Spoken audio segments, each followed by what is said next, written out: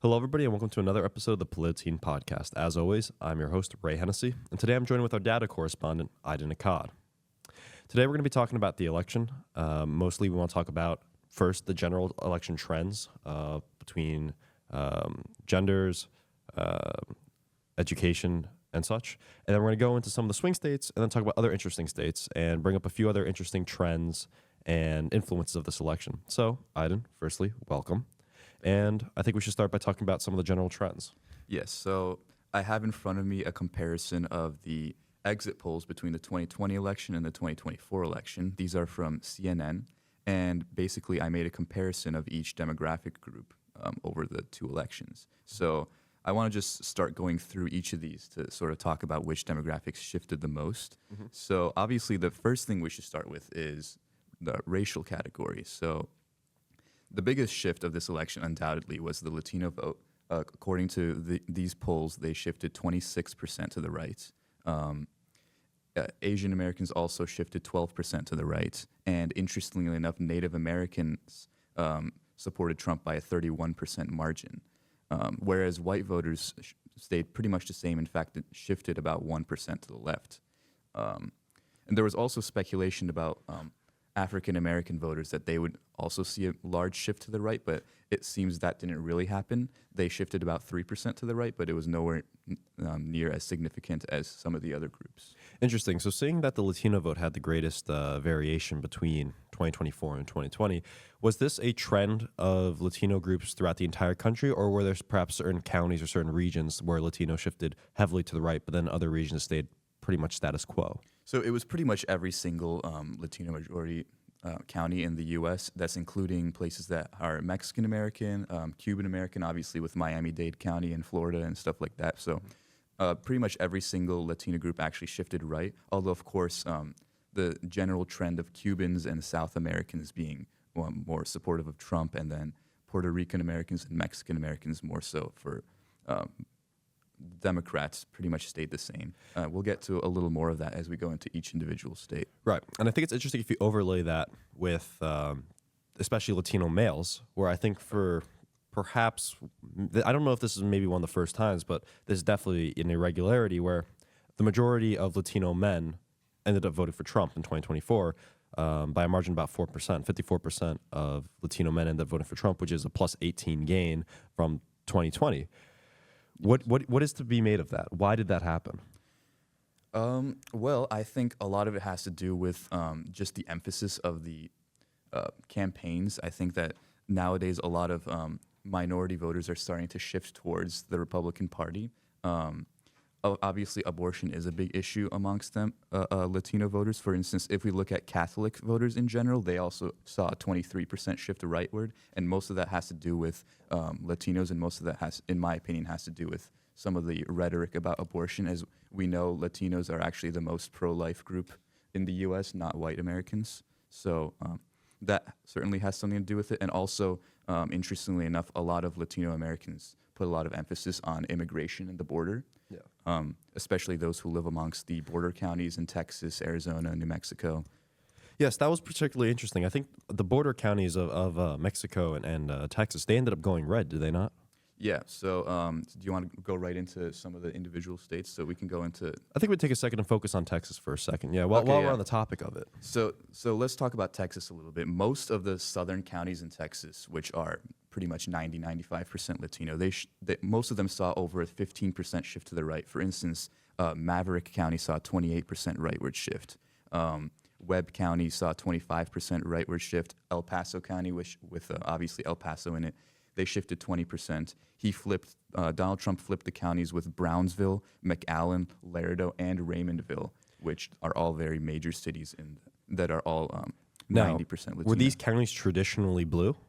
Oh, yes, they were. In fact, some of these, I believe Maverick County and Webb County, but I think Maverick County has been voting blue every single election ever since 1892. Wow. And this is the first time they ever went red. I would wonder then, with a lot of the what's been put out in the media, that Trump has been very harsh on Latinos, very harsh on immigration.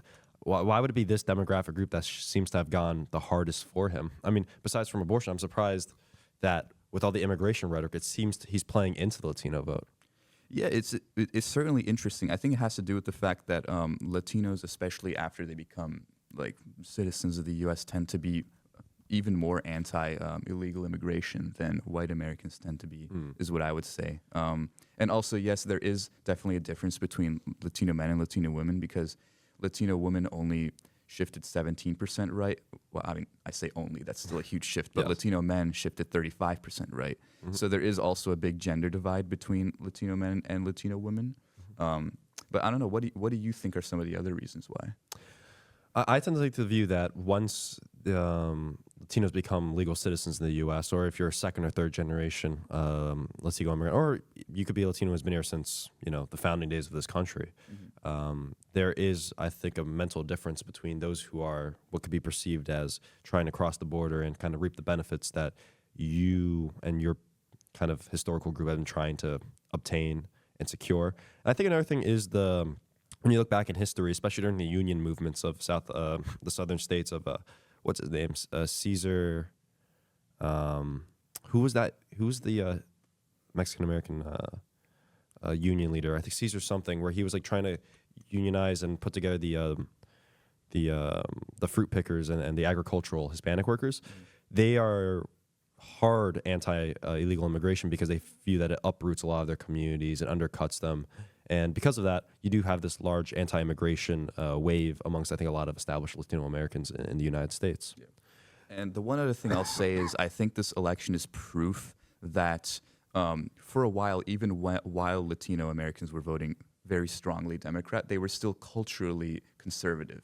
And I think the reason why they had always been voting Democrats because they just had more of the message towards minority voters, right? Like before this, Democrats definitely had the coalition of most minority voters. And I feel like now that demographics are shifting and Latinos are becoming a larger and larger percentage, Republicans have shifted their message. They understand that the Latino vote is more and more important. And I think Donald Trump put a lot of emphasis on that. Do you think that this will be a shift that is here to stay for some time, or do you think this is a one-off oddity or irregularity with regular voting habits of the Latino voter base? I think it's a shift that will stay because I was actually very interested in what would happen this election because I know a lot of these southern Texas counties, they had already shifted like 40%, 50% right between 2016 and 2020. So I was coming into this election thinking, well, like, I wonder if this trend will stay or if these counties are just going to end up shifting back. Well, as it turns out, these same counties that already shifted 40% right shifted another 20% right. Interesting. So I would like to take this point and then maybe move it over to another two states I think are particularly interesting. Arizona, which is one of the swing states, and then also New Jersey, which had, even though it still went blue, the margin closed by a surprising amount. So I think we'll start with Arizona first. okay. What can you tell me about that state? So the whole state shifted right. Arizona is currently showing about let me get the number, about a 6.5% shift to the right. And obviously the shift to the right came much stronger in the majority Latino and the majority Native American counties. For instance, Santa Cruz County, which is on the border, shifted 17% to the right. Currently, we don't have the final results, but the most important county in Arizona is obviously Maricopa. I believe they have more than half of the population there, Phoenix and most of its suburbs. Maricopa County, as of right now, has flipped to Trump. It's a +4 margin for him, +4% margin for him as of right now. And it looks like every single county in Arizona shifted right as well. Gotcha. And other than that, this general shift right, what's interesting, however, is that it seems that although for the presidential level shifted right, for Kerry Lake at the senatorial level, Gallego's leading. Yeah, and in fact, I think that election was recently called in favor of Gallego. I think that was called yesterday. Really? Yeah. Let me see, because I have not seen that it was officially called. I believe it was officially called last night, at least by someone. Apparently not by AP News yet. Obviously, the sites differ, but Yeah, Bloomberg hasn't called it yet for Gallego, but I mean, looking at it right now, Gallego's leading by about 50,000 votes, with 87.2% of the vote counted for. and note that Maricopa County, which is currently Trump is leading it by 4%, but Gallego's leading by 5 points. Yes. Or 4 points, really, in Maricopa County. so about an 8%. So you do see difference. examples of vote splitting, or ballot splitting here. Yeah, I mean, I would say so. I think that in general, 2022 also proved that Kerry Lake is just not a very popular candidate for Arizona, and I think this is just more proof of that, to be honest with you. I don't think it's necessarily ballot splitting. I think it's just Donald Trump managed to regain a lot of his lost popularity in the suburbs of Phoenix, and he also gained a lot with Latinos, whereas Kerry Lake, in my opinion, just wasn't able to do that. Right. So then, looking at this, was the shift from Arizona going from red to blue back to red, was that an expected shift? I would say it was an expected shift, although I wasn't necessarily expecting the shift to happen, the flip to happen in 2020. But I think the reason why it happened was because of a much more general trend throughout the U.S. about suburbs that shifted very strongly left. Almost every single suburban county, in fact, shifted left in 2020. And as we look at the data in 2024, we can see that most of these suburban counties shifted back to the right. And Maricopa County is a big example of that. Well, I'll have to ask, when they shift back to the right, was it a shift back to the right and then some, or was it a shift back to the right but not quite to recover from when they shifted to the left? Was like the rate of turning back to the right, was it more than when they shifted left originally, or not quite, or about the same? So that actually really depends on which exact metro area you're talking about. For instance, if we go back to Texas really quickly, Harris County, which is where Houston is and most of Houston's suburbs are, shifted 8% to the right, but Kamala Harris still won it by 5%, whereas up until the 2016 election, it was always a solidly red county. So in some of these counties, the shift didn't really overcome, because this general suburban shift leftward is something that hasn't only been happening under Trump. The 2020 election just exemplified it. In most suburban areas, it's been happening for quite a few elections now. Right. I think it's especially interesting when you look at, I think, suburban voters, especially suburban women, suburban white women in particular, I think voted for majority for Trump, right? Yeah. 52, 53%, I believe. I believe so, yeah. I can just pull up that number really quick. But. Yes. And it's more interesting that when you look across, I think, all across the board of all women voters in America, I think it was about an even split, 47.5% for Trump. What you really do see here, I think, is this evening out of female voters throughout the country. Yeah, so I think what a lot of people expected was for women to, as a demographic, to turn out a lot more for Kamala Harris, and I don't think we really saw that happen. According to the CNN polls, men and women basically shifted the same percentage points rightward. I think this is sort of indicative of the fact that the sort of the higher turnout and the anti-Republican sentiments amongst women after the overturning of Roe v. Wade that really affected 2022 elections has sort of died out, is what it appears to be. So I think this is interesting when we look at, I mean, now it's fine to talk about New Jersey, we mentioned earlier, but then I think this also goes into New York. For New Jersey, I think it's important to look at probably how the suburban votes went, but also the Latino vote within New Jersey, and then also what happened in New York. Why is the Republican Party making massive gains in New York? So what's interesting about these states is everyone can see they've shifted right quite a lot. New York shifted over 11% right, and New Jersey shifted over 10% right, and I believe those are the two strongest rightward shifts. But if we look at New Jersey, for instance, Donald Trump, as of right now, has only won 20,000 more votes than he did in 2020, whereas Kamala Harris won 500,000 votes less than Joe Biden did. So it's more of an issue of Democrats just did not come to turn out in these states. For instance, in New York, the same thing. Trump won 200,000 more votes than he did in 2020. Kamala Harris won 900,000 votes less than Joe Biden. In New York alone. Yeah, in New York That State is alone. crazy. Yes. And just to go through some of these shifts in New York State, Suffolk County and Nassau County both shifted right by about 12%. Staten Island shifted right by 16%. Brooklyn 11%. Queens 21%. And Bronx 23%. Just to put this into perspective, as of right now, Queens voted to the right of Albany County. Wow. So I have to ask you, what was the cause of all this like urban apathy voting or urban, non-votes? I think especially in New York, it was exacerbated by their local issues, their local issues with the Democrat governing and the increasing crises of like homelessness and the obviously with the migrant crisis as well, crime is going up. I think that a lot of that had to do with the Republicans doing much better in New York City. Yeah, it is interesting. I think Mayor Adams said that they spend around $5 billion per year on housing immigrants, and by 2026 that should be doubled to about $10 billion. And you have even a Democrat mayor Eric Adams saying that New York is becoming full and it's unsustainable at the rate of migrants coming in. And then you have that same mayor having all these, is being federally investigated, indictment for corruption. Do you think, aside from, I think, the immigration issue, it's spending how much money that they are for immigration, do you think that the actual indictment of Mayor Adams did have an effect on the voters? Or was that a separate matter, do you think? I'm not entirely sure of that. So what I do know is that Mayor Adams obviously is a Democrat, but he's a very moderate Democrat. And I know that a lot of the Democrat Party in New York State is pretty fed up with him. And what was really interesting was that Donald Trump was the one who actually came out in defense of Mayor Adams earlier. He was claiming that because Mayor Adams spoke out against immigration. Yes, exactly. That now whoever it is now coming against him. But it's the radical left eating their own. Yeah. I mean, I guess that's a question I should ask you because you're from the New York area, obviously. So, I mean, I'm from the other side of the Hudson River. I'm from New Jersey. Yeah. And when you look at New Jersey, for example, at least where I'm from, Bergen County, it went blue. It always goes blue. The congressman, Josh Gottheimer, won pretty safely. Although I must say, Bergen County did shift 13% to the right. Yes. And when I saw this, I come from a specific town in Bergen County. I won't say what town, but that town that I live in is very Republican leaning by all accounts, down to like the town council level.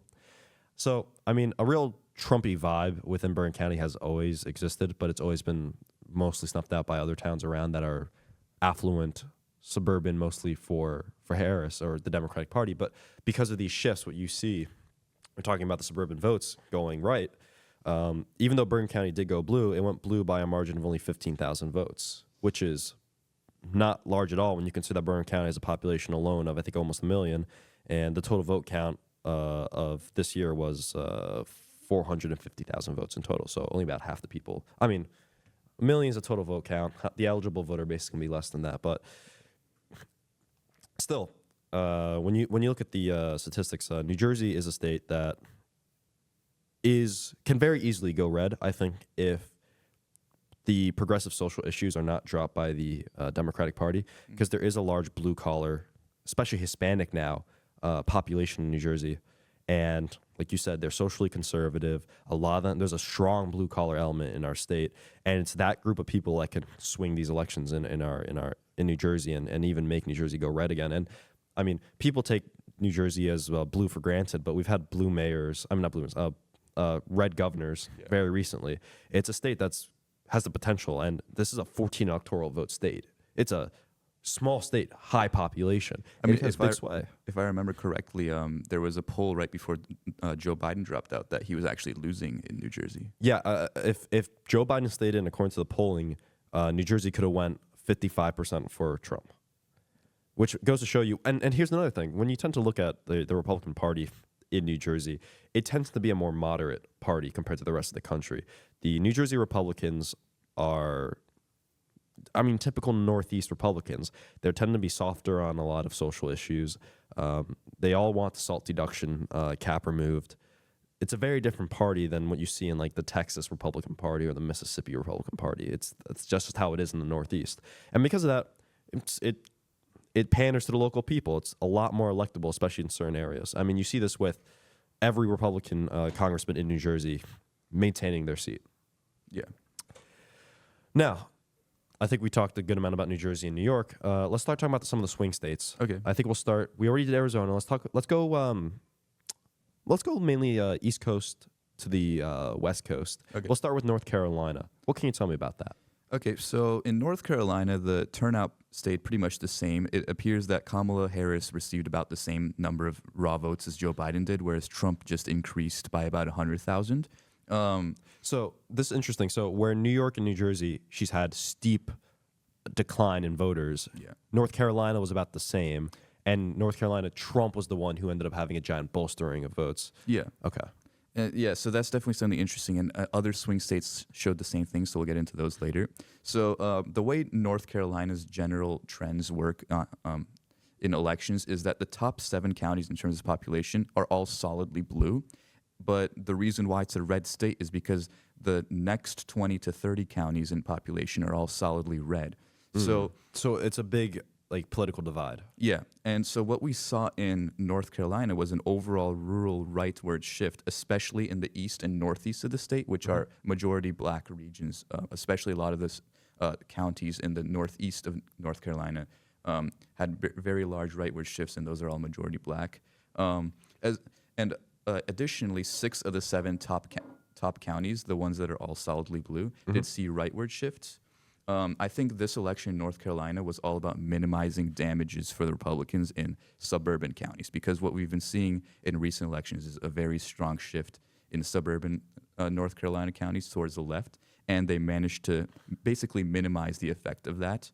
One interesting note about North Carolina is that the western half of North Carolina actually saw a bit of a leftward shift. For instance, Buncombe County, which is where Asheville is, and most of the western counties saw a bit of a leftward shift, which I find interesting because obviously that region is the one that was affected by the floods earlier. So what I had predicted was that they would see the biggest shift right as a sort of reaction to what many saw as sort of a lax response by the Biden administration, but for whatever reason, they tended to shift leftward a little bit more. Interesting. And there's no clear, as of right now, explanation for why it shifted left? Well, from what I can see, apart from just a few collar suburban counties, the only counties in the U.S. that shifted left are counties with a lot of tourism. And we can see this with some other counties in Michigan and Wisconsin later on. We'll see this. But for whatever reason, and Western North Carolina obviously has a lot of tourism because of the Great Smoky Mountains, and there's a lot of resort towns, mountain towns. It's an interesting trend, and I'm not exactly sure the reason why, but I'm sure we'll get more information about that. That is a very, very, very interesting trend. Now, when we talk about the North Carolina results, it's kind of hard not to talk about the gubernatorial race. In addition, where Josh Stein, the Democrat, won by 14 points. Yes. And then yet you see at the presidential level, Trump won by 4 points. Now, obviously, Mark Robinson, the disgraced, I would say. the unfortunate. Yeah. Do you think that hampered Trump at all, or was this another case of something that was separate from the Trump campaign? I think it must have hampered him just a little bit, but I think he did a good enough job of distancing himself from Mark Robinson in the last few months of the election. He originally had endorsed Mark Robinson, but after all the scandals and whatever came out, he withdrew his endorsement, and he sort of tried to distance. In fact, there's evidence that a lot of people in the Trump administration tried to pressure Mark Robinson to drop out, but he refused to do so. I think there has to have been a little bit of an effect, but it was certainly pretty minimal because North Carolina still did vote for Trump by a pretty comfortable margin. Yeah, and it's interesting that for a very long time, North Carolina is considered a swing state, and yet it came out pretty definitive for Trump. I think another state we should go to now is Georgia. Yeah. Okay. So in Georgia, there was actually a pretty big increase in turnout for both parties. Kamala Harris got about 70,000 more votes than Joe Biden did in 2020, but Trump got about 200,000 more votes. So what we see in Georgia is most of what helped the Republicans win was a very strong shift right in all of rural Georgia, especially in eastern and southern Georgia. And that includes the black majority rural counties, but is not limited to them. Most of the white majority rural counties also shifted rightward. And so, for instance, Jefferson County, which is a rural black majority, is shifted 8% to the right, and Trump flipped it. He also flipped Washington County. So Trump flipped some black majority counties. Yes. The interesting thing is I was talking earlier about how there was that general trend where the suburbs shifted back, right? The ones that have been shifting left. But there's sort of an exception in Georgia because most of the Atlanta collar counties actually continued to shift left. For instance, Henry County still shifted 9% left from 2020. Douglas County, 6.3% to the left. Paulding County, 5% to the left. So interestingly enough, the increasingly blue Atlanta suburbs, which is what helped Biden win in 2020, continued to shift right.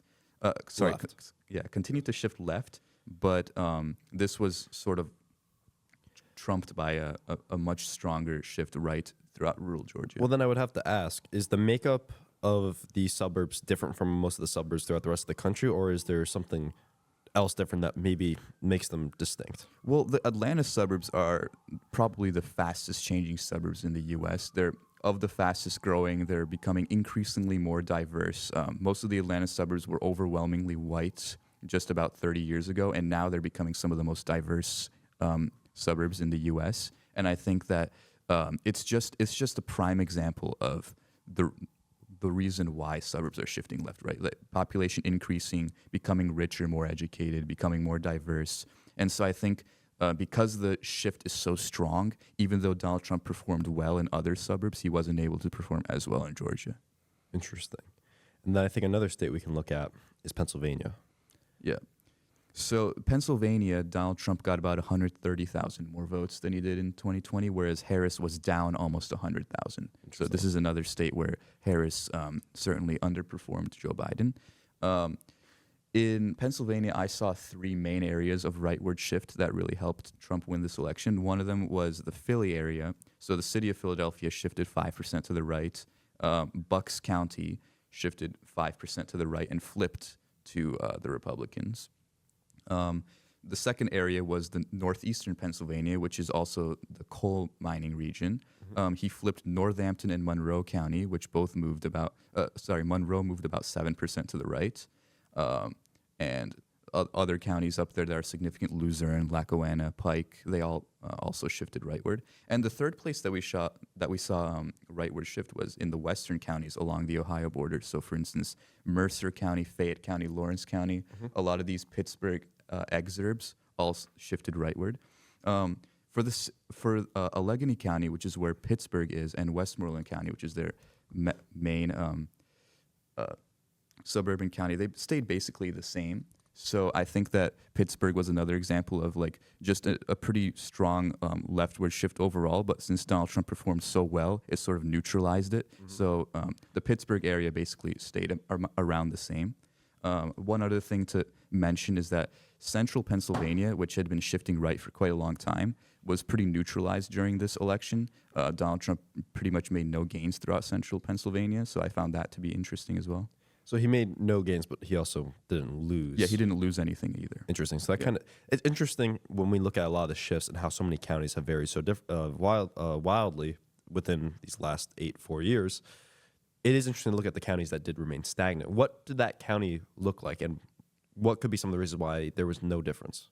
So are you talking specifically for central Pennsylvania? Well, yeah, we'll look at central Pennsylvania. I think there's going to be varying cases for why each individual counties throughout the country didn't shift. But in the case of central Pennsylvania, yeah, why was it roughly stagnant? Well, so central Pennsylvania was definitely like a hotbed for MAGA Republicanism. So a lot of those counties shifted very strongly right in 2016 and then again in 2020. And I honestly think that a lot of these counties still have some sort of a Democrat heritage, right? They're still highly unionized, working class, white American counties. And I think that honestly, Donald Trump probably just maxed out in some of these counties. Like, he's really not going to be able to gain any more support. So I'm pretty sure he's just at his maximum level of support in some of these counties, whereas he had a lot more gains to make in these other regions I discussed. Interesting. Yeah. I think now, moving from Pennsylvania and going on to the next blue wall state, we'll talk about Michigan. Okay. Michigan seems like a really interesting state because compared to the other, I feel like the other states, Michigan had the greatest, I think, argument for it to stay blue. Yeah, most people predicted Michigan to be a strong lock for Harris, even if Trump had won, and that was certainly not the case. Michigan voted to the right of Wisconsin. Trump got 160,000 more votes than he did in 2020, and Kamala Harris, once again, was down 80,000 votes from Joe Biden's performance. And what we saw in Michigan was a huge rightward shift throughout the whole state, urban areas and rural areas alike. So Wayne County, which is where Detroit and a lot of its suburbs are, that shifted 9% to the right, and Trump got within 30% of winning the county. Macomb County, 5.5% to the right. Trump flipped Muskegon County and Saginaw County. I think one thing that we should definitely note about Michigan is the influence of Muslim voters, because there are 200,000 registered Muslim voters in Michigan, and they tend to be a demographic with a very high turnout. So in 2020, Joe Biden carried somewhere between 70 and 85% of the Muslim vote. But the exit polls from Michigan are showing that Jill Stein actually won the majority of Muslim votes, around 60%. I made the point about tourist-heavy counties shifting leftward. We did actually see northwestern Michigan see a leftward shift. For instance, there's a county, forgive me if I'm mispronouncing this, Leelanau County, shifted 7.5% to the left. And Donald Trump is actually not only the first Republican president to win it, but he's the first Republican candidate in Michigan ever to win the state of Michigan without winning that county. Really? Yeah. Leelanau. I see. And that's a heavily touristy area of northwestern Michigan where the lakes are. And there's a lot of small beach towns up there. I found that to be a very interesting trend, and I'm not exactly sure the reason why, but No, it'd be very interesting to look into this seemingly connected trend of these touristy areas going left, and perhaps why so, and perhaps what economic incentives could be causing it, or whatever reason. actually, on that note, should we just go back to a general trend very quickly? 'Cause Yeah, sure. I did really want to bring this up because this is very important. Yeah. There were massive shifts amongst the economic demographics. So voters who made whose annual salary is somewhere between $30,000 and $100,000, they shifted on average 20% to the right. Voters between $100,000 and $200,000, 20% to the left. Voters above 200,000, 7% to the left. So this is actually a very, very significant thing because it's one of the first times in such a long period of time where Republicans actually won the majority of voters with lower income and Democrats won the majority with higher income. So this is certainly a very important realignment of the parties, because 20, 30 years ago, Republicans were certainly seen as the party of the rich. And now that's just seeming to shift very quickly in the other direction. Interesting. I wonder if you look at these more tourist areas, are they more affluent communities on the whole? They definitely are, yes. Most of these tourist counties are higher average annual income. So. Yeah, it'll be very interesting as the Republican Party makes more gains with lower income earners, and they're starting to make real serious connections with the unions. How perhaps over the span of time the Republican Party could try to posture and really set itself up to be the definitive party of the working class against an elite, high educated, especially I think that's another thing to compare, the upper educated individuals who generally swing left compared to lower educated individuals who generally swing right. When you take the educational trends on top of the income trends, you can see a very realistic future where the Republican Party effectively wins the working class over within the next few elections. Yeah. And I think that's something to definitely keep our eyes on, but it's also something that obviously the Democrats are probably watching. Most of this, in my opinion, is because of the fact that Donald Trump is a much more populist candidate than any other Republican that we've seen before him. He made a huge shift towards right-wing populism, and I'm curious to see whether or not the Democrats are going to sort of accept their new position as like the party of the more elite class, or if they're also going to feed into populist candidates such as Bernie Sanders, who might help them win back those votes. It would be very interesting. I do think that there is a big discussion now and introspection on the Democratic Party and exactly what went wrong. I do think you can see a very realistic future where the Democrats try to become, in their long tradition of being the Workers' Party, try to almost becoming a left populist party. That might be the future of the party, and I think if Bernie Sanders was younger, he'd be able to ride that wave. But at this age, I don't think so. I think all he could be is like a sagacious advisor to the party. I think going back now to the blue wall, I think finishing off our state analysis of the blue wall with Wisconsin. What can you tell me about Wisconsin? So Wisconsin saw an overall strong rural shift to the right, just like Michigan did. It's pretty much just a very standard shift. Donald Trump won about 90,000 more votes than he did in 2020. Kamala Harris actually did win 40,000 more votes than Joe Biden. So both of the candidates improved, but overall Donald Trump just improved a little more. It is pretty surprising that Wisconsin is the leftmost of the three Rust Belt states. That's the first time that's happened since 1988. But it's definitely because of the so-called WOW counties, which are the historically Republican suburbs of Milwaukee. So Washington County, Ozaukee County, and Waukesha County. All three of those shifted left, and they're three of only 4 counties in the whole state that shifted leftward. And that, again, that's just going back to the general trend of historically Republican suburban areas starting to shift very quickly to the left. Milwaukee had a slight shift to the right, but overall, Wisconsin's victory was driven by a strong rural turnout for Donald Trump. So it seems to be what made one Rust Belt state go red. It was the same for all three of them. Yeah, pretty much. Yeah. Interesting. Being that, finishing off the Rust Belt region, I think now it's time to go to our remaining swing state, because we already talked about Arizona, Nevada. Yep. Nevada's only having recently called it Yeah. because of their interesting electoral system. They have 96% of the votes counted for. Yeah, so we can do a pretty good analysis on this now. Yes. So as of right now, it looks like Donald Trump will have won about 70 to 80,000 more votes than he did in 2020, whereas Kamala Harris pretty much matched Joe Biden's total. Washoe County did flip red, and that's the county with Reno, so it's the second biggest, but obviously the most important county by far in Nevada is Clark County with Las Vegas and all of its suburbs, basically. And Clark County had a 6.5% shift to the right, so Kamala Harris only won Clark County by a margin of 3%. On an interesting note, this is the first time ever that Nevada voted red while Colorado voted blue. Really? That's just an interesting vote, I think. Yeah. Well, I will say it's rather interesting when you look at a lot of these states, especially the historical blue states.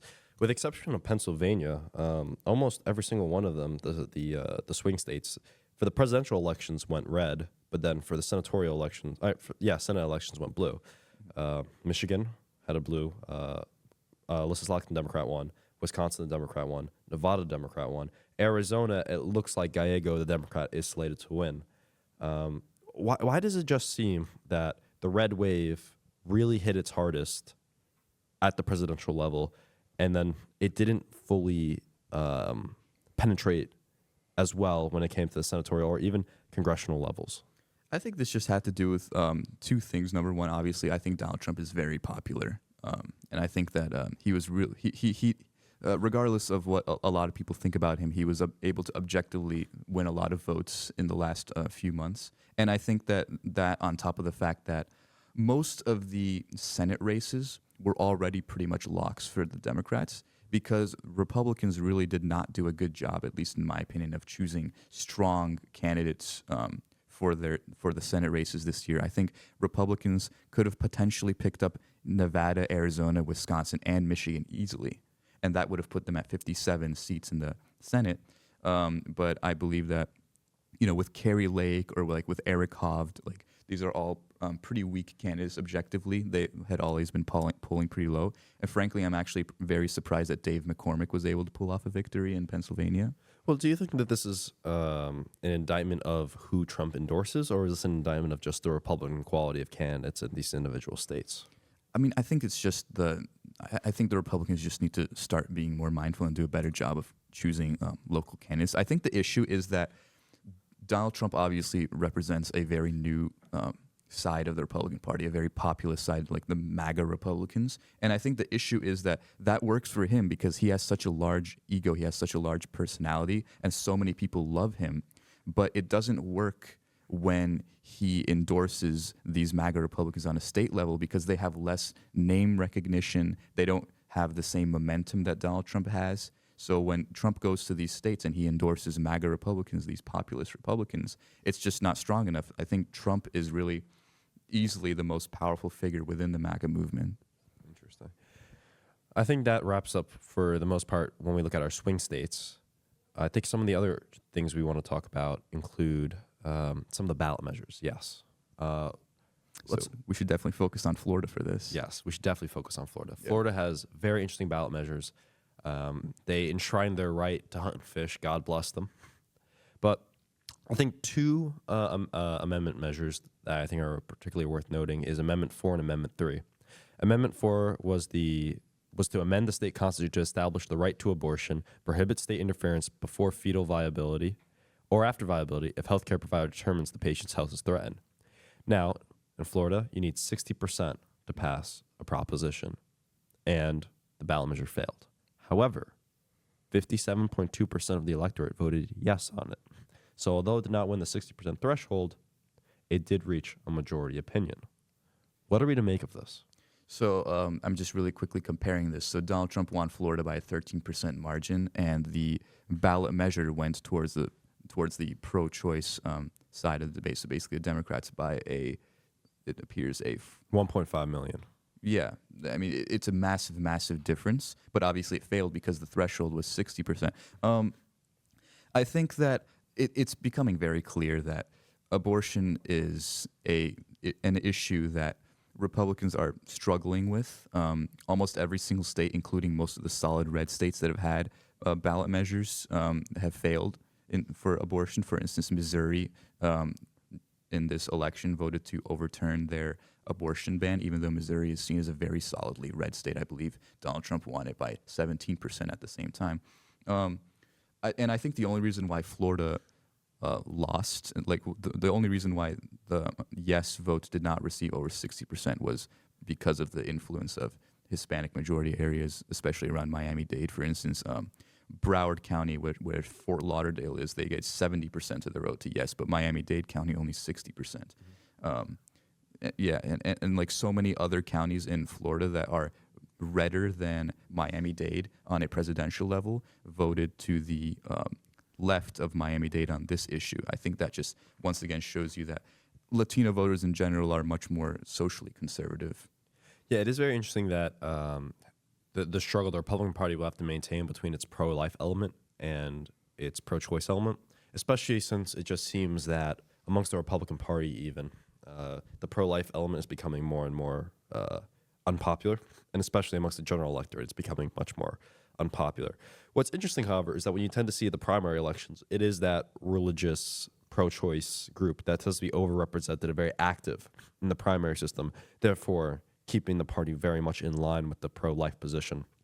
It's a very interesting balancing game that the Republican Party has to play. Now that's a state issue, and especially seeing how they might go about having the mandate, how they will treat the abortion issue. Personally, I think that they're not going to touch it. They're not going to try to pass on a federal abortion ban because it just spells disaster electorally for them, and I think they're smart enough to know that.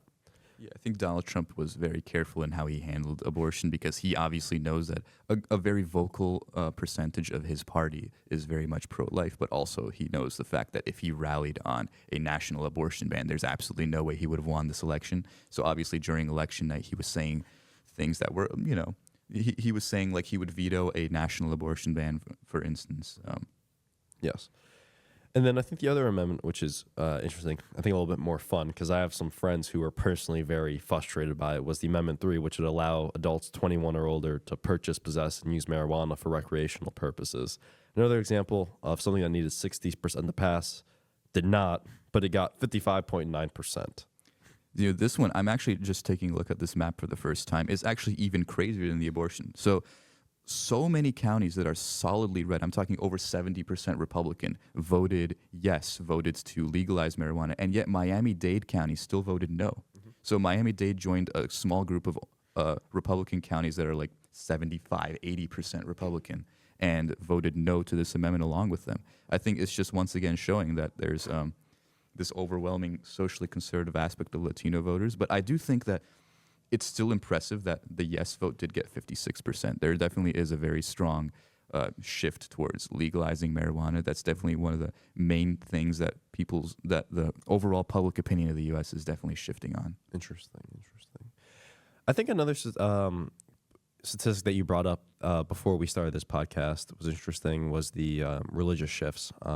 Not just we talked about the Catholic Latinos, for example, but when we talk about the atheists, Protestants, Catholics, and Jewish votes. Could you go into that? Yeah, so the main thing I noticed was that Catholics shifted right by 23%, and I'm assuming that the vast majority of that is due to the Latino shifts to the right. But the most interesting thing was that people who said none to their religious, so irreligious, atheist, agnostic, they shifted 11% to the left. Mm-hmm.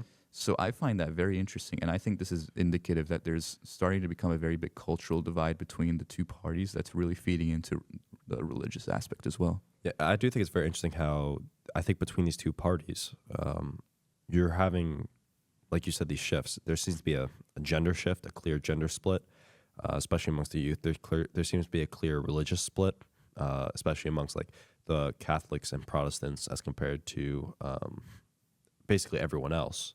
I think the Jewish vote was, 78% for Harris? Yeah, the Jewish vote remained And pretty much the same. It always was hard for Democrats. And then you also see the income gap leading to these large voting differentials. It seems to be on so many metrics. There seems to be clear cleavage, and people are picking their sides. Yeah, certainly. It's difficult to really quantify whether or not this election was more of a unifying election or more of a, or if it caused these demographics to shift even more. Because on the one hand, most of the states that had the biggest rightward shifts were solidly blue states, and a lot of, like for instance, these. A lot of minority groups that have historically been very strongly Democrat are starting to shift to the right. So one would look at that and might say, like these groups are starting to sort of come together, like neutralize a little bit. But on the other hand, when you look at some of these other demographics, like religion, for instance, like that's becoming a very polarizing one. Religion did not used to be as big of an issue as it is now. The fact that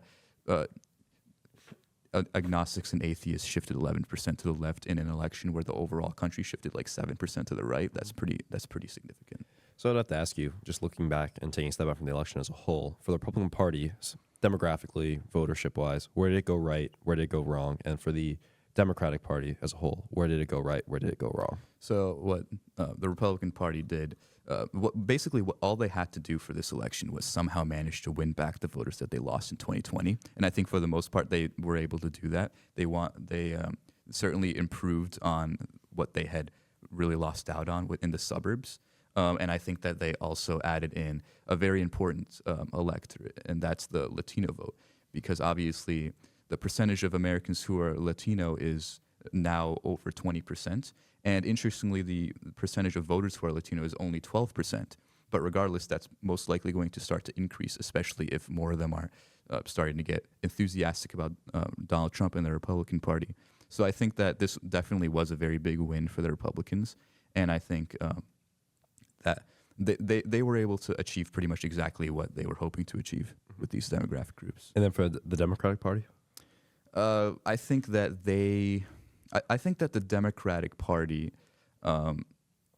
shouldn't panic because I think that they still can count on these shifts going their way, because as the nation becomes increasingly suburban, more and more educated, like a higher and higher percentage of people get college degrees, and as the overall income rises, I think that they should not panic, but I think that they do certainly need to shift their message, because this should be a very strong warning signal to them that they can't run on these exact issues that they've been running on, that they certainly need to shift their overall message in order to win back in 2028. Because as of right now, a lot of the rhetoric amongst the Democrats is that, like Donald Trump won because of racism or because of misogyny. And I think that if Democrats continue to sort of blame those reasons, then they're most likely going to also lose in 2028. I think they need to step back and reflect on the actual reasons why they lost, like the low favorability of Kamala Harris, the fact that she came in super late